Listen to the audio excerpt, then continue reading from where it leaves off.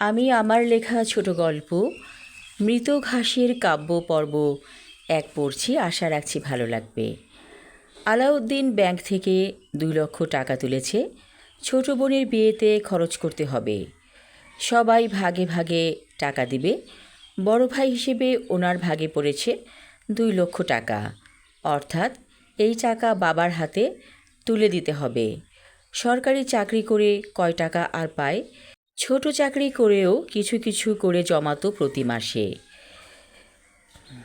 সামান্য বেতনের চাকরি করে সংসার সামলানো বড় কঠিন।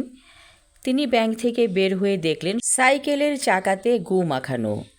তিনি অবাক হয়ে গেলেন ভেবে, কি করে এমন হলো? হাতের 2 লক্ষ টাকার ব্যাগটাকে তিনি কলপারে রাখলেন। গ্রামের মধ্যে সাধারণত এই ব্যবস্থাগুলো থাকে, যেমন এখানে একটি চাপকল আছে। তিনি চাপকল চেপে মগে পানি ভরলেন, তারপর সেই পানি দিয়ে সাইকেলের চাকা পরিষ্কার করতে লাগলেন।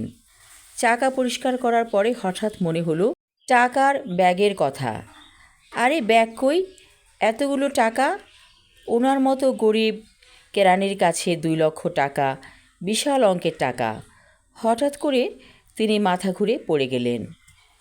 ওনাকে গ্রামের লোক সবাই মোটামুটি চেনে। ধরাধরি করে বাসায় আনা হলো আলাউদ্দিনকে। সেই দিনই রাতের বেলা স্ট্রোক হয়ে এক হাত আর এক পা অবশ হয়ে গেল আলাউদ্দিনের। চোর গ্রামেরই। এই খবর শুনে চোরের খুব মায়া হলো। সে টাকা নিয়েছিল ওর মায়ের চিকিৎসার জন্য। ওর নাম কাদের। সে সবার কাছে টাকা ধার চেয়েছিল, কেউ তেমন কোনো টাকা দেয়নি। তাই এই ধান্ধার পথ বেছে নিয়েছিল। কাদের ভাবল, এত বড় ক্ষতি যখন আলাউদ্দিনের হয়ে গেল, তাহলে টাকা সে ফেরত দিয়ে আসবে। কারণ ওর মায়ের বয়স হয়েছে অনেক, চিকিৎসা করেও ভালো হবার কথা না। কারণ পাকস্থলীতে ক্যান্সার ধরা পড়েছে, এখন চলেছে শেষ পর্যায়ে। এই রোগের নাকি প্রথম পর্যায়, আবার শেষ পর্যায়েও আছে। রাতের বেলা কাদের এলো আলাউদ্দিনের বাসায়। তখন মধ্যরাত। জানালার কাছে উঁকি মেরে দেখল ওর বউ মরিয়ম বসে আছে। ও ভাবি, একটু শুনেন, বলে কাদের। মরিয়ম বলল, এত রাতে তুমি কি কাজে?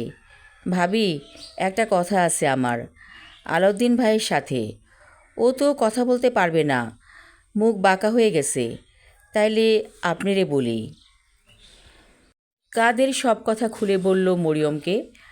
টাকাগুলো হাতে নিয়ে মরিয়ম বলল, আমার যা ক্ষতি হবার তো হয়েছে, এখন ওরে বাঁচাবো কিভাবে?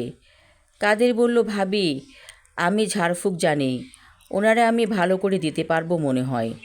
তা তোমার মাকে ভালো করতে পারলা না তো? সে তো ঝাড়ফুঁক করলে ভালো হবার কথা। ভাবি, ভুল বুঝবেন না, মায়ের বয়স বেশি, আর ওনার বাঁচার শখ নাই। আলাউদ্দিন ভাই চাকরি করে, ওনার জীবনের দাম বেশি। মরিয়ম বলল, কাদের, ঘরে আসো, আমার মন ভালো নাই। তুমি টাকা দিয়া গেছো, ভালো করছো। তোমারে চা দিমু, কিছু খাইতে হয়। কাদের বলল, ঠিক আছে, আমি আসি। খাটের কাছে যে বসল কাদের। আলাউদ্দিন যেই খাটে শুয়ে আছে, ফ্যাল ফ্যাল করে তাকিয়ে আছে আলাউদ্দিন কাদেরের দিকে। খুব ধীরে ধীরে বলল আলাউদ্দিন, তোরে আমি সেদিন দেখেছিলাম আমার সাইকেলের পাশে। ভাই, আমি টাকা ফেরত দিয়ে দিছি ভাবির কাছে। মরিয়ম 2 কাপ চা আর তালের পিঠা এনে দিল কাদেরকে। আলাউদ্দিন বলল, আমারে পিঠা দাও, খাবো। মরিয়ম খুশি হয়ে বলল, বাহ, দারুণ কথা বলতে পারতেছে তো। চা খাবার পর কাদের বলল, ভাই, আপনার হাত পা ঝেড়ে দিচ্ছি, ইনশাআল্লাহ কালকের মধ্যে ভালো হয়ে যাবেন। হয়তো কাদেরের কথায় জাদু ছিল সম্মোহিত হবার। পরদিন আলাউদ্দিন পুরোপুরি না হলেও অনেকটা সুস্থ হয়ে গেল। কাদের আলাউদ্দিনকে ঝাড়ফুঁক করে সুস্থ করেছে, এই খবর মুখে মুখে ছড়িয়ে গেল। যেই কাদেরের ঘরে চাল ছিল না, ডাল ছিল না, সেই কাদেরের যেন ফুলে ফেপে টাকা বাড়তেই লাগলো। আমি আমার লেখা ছোট গল্প মৃত ঘাসের কাব্য পর্ব 1 পড়লাম। পরবর্তী অংশ থাকবে আগামী পর্বে। ধন্যবাদ।